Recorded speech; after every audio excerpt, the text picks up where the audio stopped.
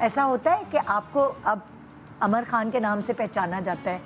इतनी खुशी होती है कि मैं क्या बताऊँ आपको। हाँ, अपनी औलाद की वजह से जो आपको खुशी मिलती है ना, वो मेरा नहीं ख्याल कि आपकी अपनी तरक्की से मिलती हो। हाँ, हाँ।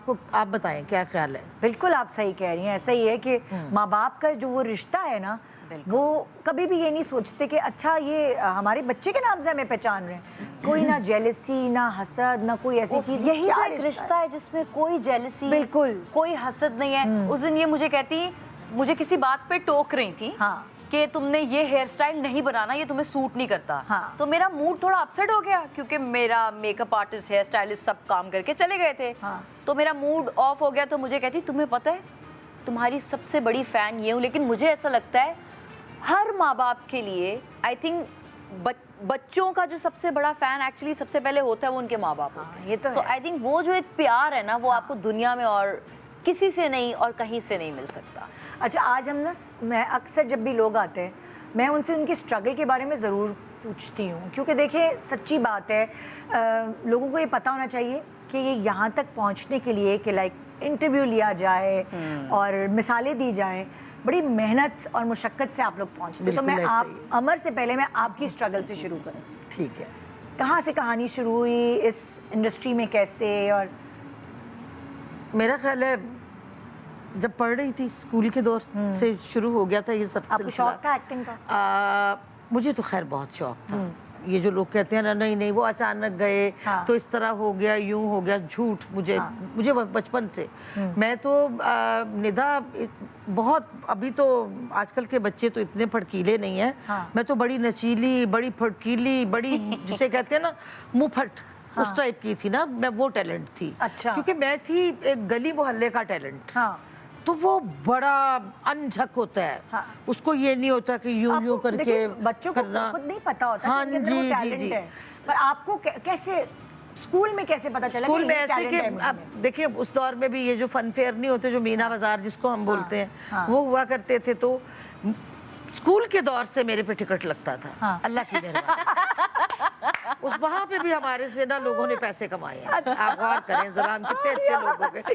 तो वो मीना बाजार में मैंने, अच्छा ये तो पढ़ने के बाद राइटर बनी और सब कुछ हुआ ना, तो मैं तभी लिख दिया करती थी, टीचर्स पे लिख दिया करती थी।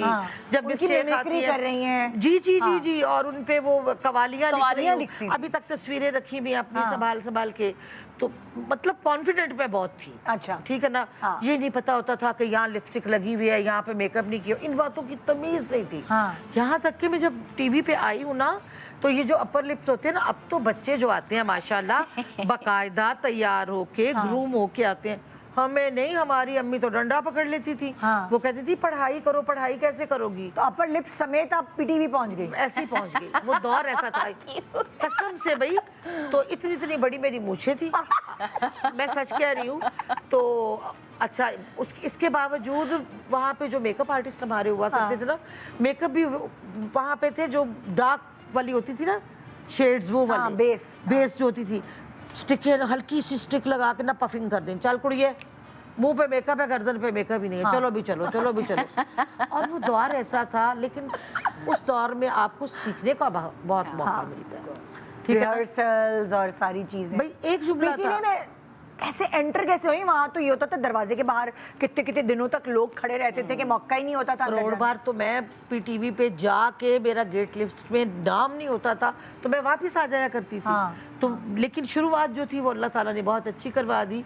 वो ऐसे कि ये फैंसी ड्रेस शोज होते हैं ना जो स्कूल की तरफ से। जी जी। अच्छा, पढ़ाई में मैं नील बटा नील थी। मतलब पास हो जाती थी, ऐसा नहीं है। अपनी अम्मी को ये सबूत दे देती कि मैं पास हो गई हूँ। मेरा रुझान लेकिन पढ़ाई में एक 4 आने का नहीं होता। अच्छा। टीचर्स मेरी सारी फ्रेंड्स थी, उनको पता था कि भाई ये हमें कब शुगली, मतलब जहाँ पे ये जो क्वीन मेरी के है, स्कूल है, कॉलेज है, उसके बच्चे लेके आते थे इनाम।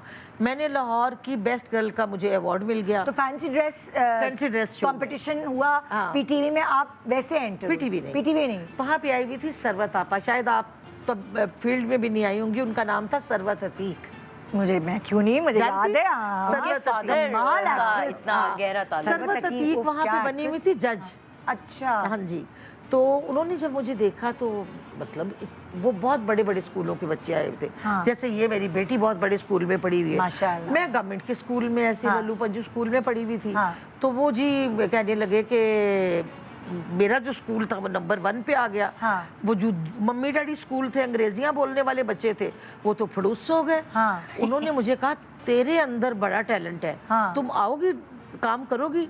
अब कोई किसी को कह दिए, किसी के दिल में भी इतनी बात हो, एक्टिंग की, तो उसे नींद कैसे आएगी? इसका मतलब सरवत अतीक साहिबा ने जब आपको टिक मार्क लगाया कि और भाई- इन्होंने एक बात मिस कर दी, इन्होंने कचरा चुनने वाली का कैरेक्टर प्ले किया ये था। मैंने नहीं बताया, फेयर, वही तो हाँ। इम्पोर्टेंट बात हाँ। थी। तो ये पूरा कैरेक्टर अपना डेवलप करके आई थी कचरा चुनने वाली का, और वो बड़ी स्टैंड वो आउट जो जिप्सीज होती है ना, वो जो जी, जी, ऐसे जी। कागज भाई आप जिंदगी में सब कुछ करें,